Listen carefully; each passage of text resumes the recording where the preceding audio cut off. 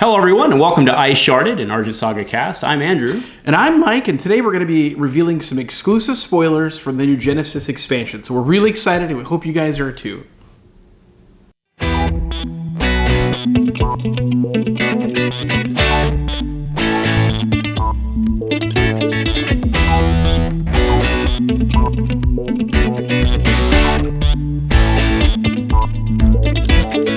All right, guys, welcome back to Sharded. So we first want to give a huge thank you to ARG for trusting Andrew and I with these spoilers. We take it very seriously. We're super excited. We've known about him for, 8-9 months now? Yeah, right.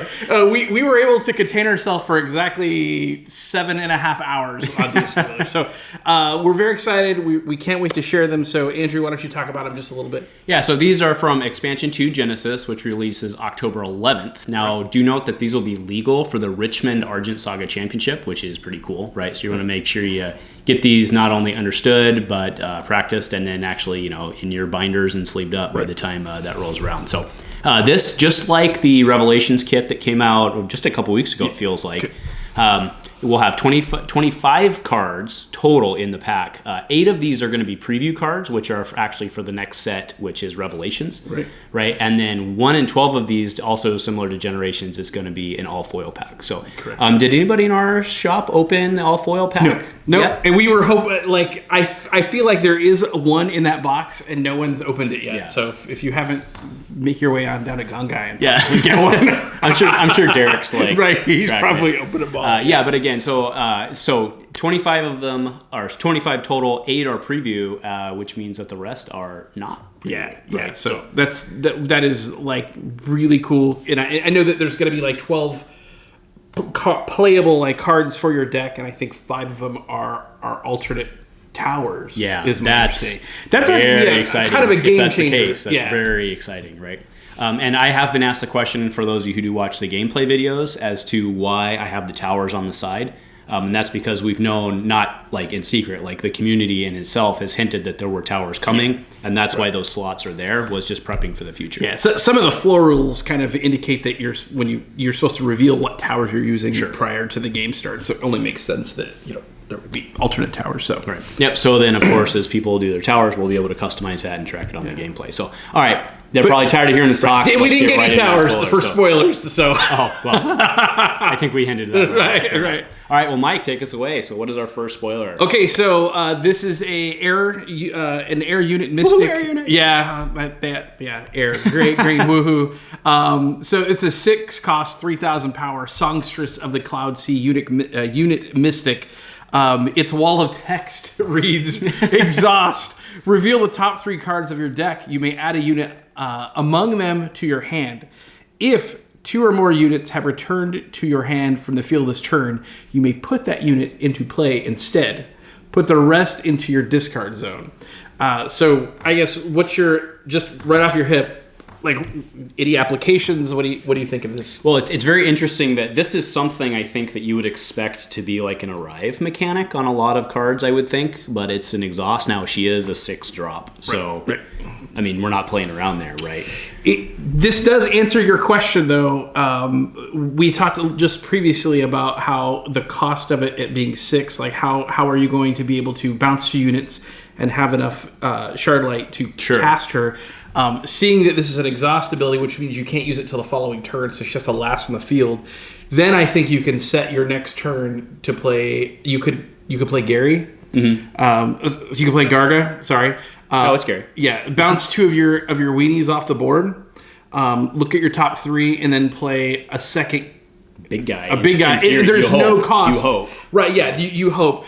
This card is very reminiscent to me of a card that we play with in our Star Wars Destiny game, Friends at High Places, where you basically reveal the top 3 cards of your deck and you play one for free. This thing kind of does that same thing. So there's a little bit of RNG involved in here. Sure. But there are some cards that help you kind of stack this stuff. Ergon would love this if he was not in prison. Right now. That's a great point, right? Because I think one of the drawbacks to this lady, Songstress, right? Yeah, female. So I think one of the drawbacks here is that in order to really take advantage of it, I think you have to load your deck with some pretty big, hefty stuff.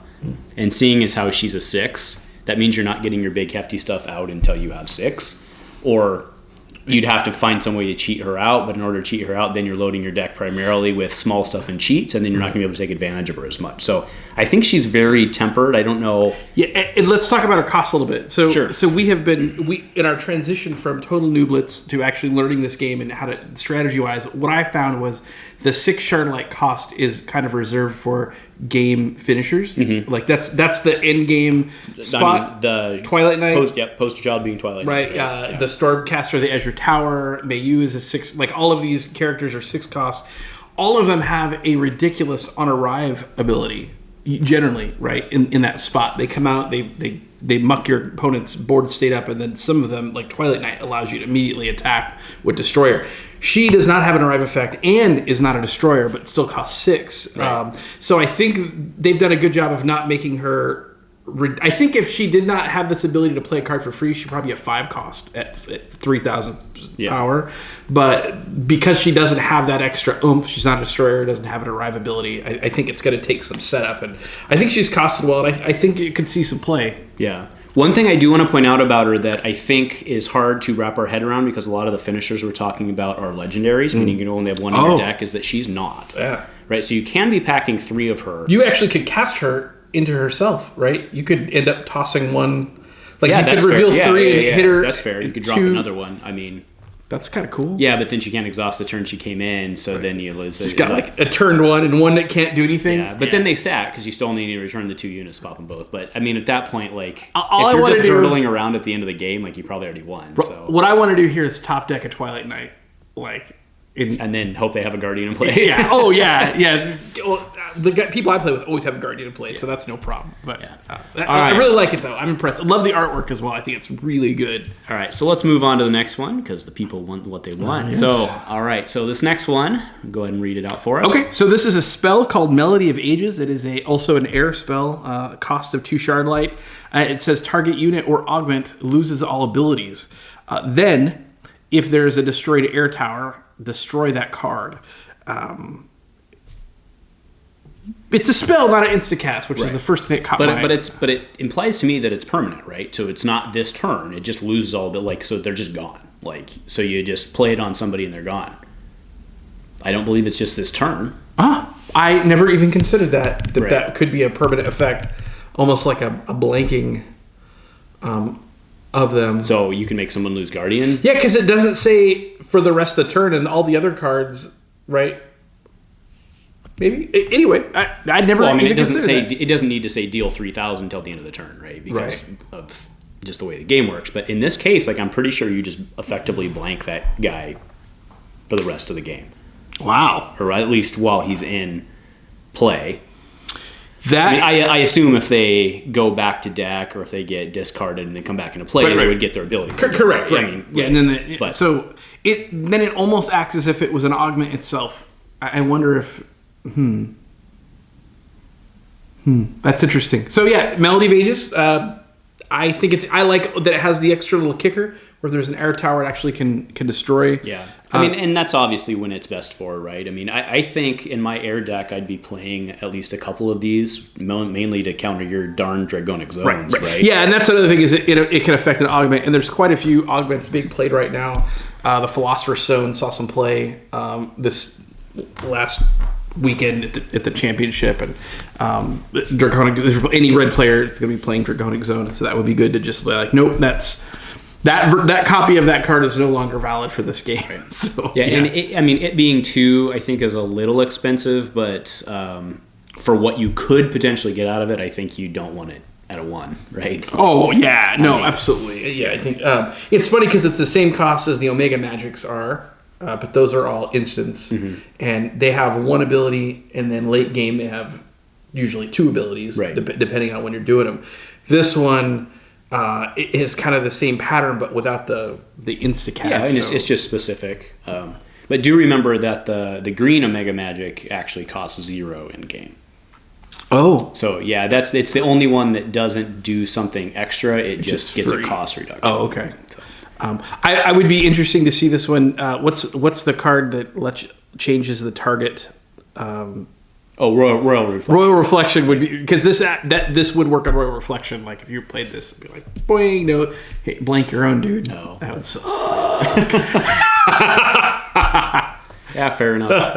I don't know. So yeah, all in all, I think it's good to see new stuff, and I think this one's really good. I don't know about the Songstress. We'll have to see how she performs. I think that's one of those cards where somebody smarter than us is probably going to be able to figure it out a little better, right? I get like a big time, like there's going to be lots of very excited people at the table, like when they go to do that, and they do get that very impactful card off the top.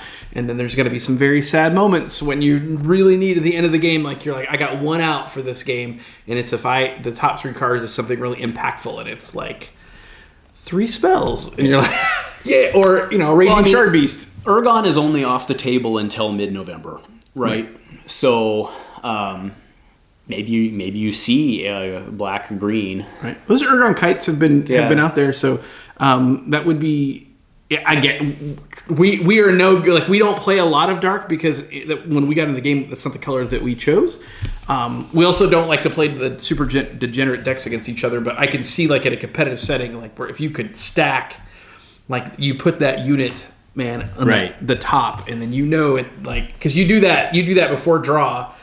There's a couple units who I would like to continue recycle. I mean, even Gary's actually not at the top, but he's pretty good. Right, for free, because that's what I'm saying. Yeah, you hit it, and it's all of a sudden comes out for free. So, it's pretty disgusting. I mean, doing it with Sylphia seems pretty good. Oh yeah, and there's already ways to recruit. Although actually Sylphia's only 4, it's actually not that bad, right? But I don't know. So pretty excited. You're going to be picking these up, I would assume. You got 3 copies of the Generations, right? So yeah. I did. I have a problem, and it's funny because I ordered 2 because I was mad as hell that there were cards there that I didn't want 3 copies of, and I got to the shop and I'm like, all right, I'll take the 3rd one. Yeah. And you gotta have your 3 carbuncles, right? Yeah, I gotta have my 3 carbuncles. And it was funny is I was really excited about the Azure, the Swordcaster, right? Because I'd only had 1. You mean you were about the copies? About those particular copies of the intro deck. So I was only going to get 2, and then when I was like, oh, that's why you wanted 2 was to fill out your set. Fill out my set. Gotcha. But you're right, the carbuncles are useless without all 3. Yeah. So now I have a stack of cards that are completely unusable. Yeah. I mean, you're going to get multiple copies of Towers. Right. So. Yeah, no, and I'm like, this is... And I hope to join the Mike extra card beer exchange program. Yes, I will trade extra cards for beer. So I'm super excited. We hope you guys really enjoyed these spoilers. We'd like to know what you think about them, so please leave a comment below. You can educate us on these. We would love the education. If you have any questions, we'll do our best to answer them. We'll reach out to those on the questions that we don't know. And then please like and subscribe and keep watching for more Argent Saga. Yeah, so for many of those also, you may be joining us for the first time, coming here just for the spoilers. And if you've hung on this far, so Mike and I, we're in, this will be episode 8, right? So we're in episode 8 now, and we post generally on Mondays. We try to get 1 out weekly. That schedule may or may not change going forward, but we're pretty consistent getting it out. We are growing into the game as well, so if you are new to the game and coming in, please just join us and help us grow on our journey and grow with us. So I don't think if there's anything else, go Commando. Go Commando.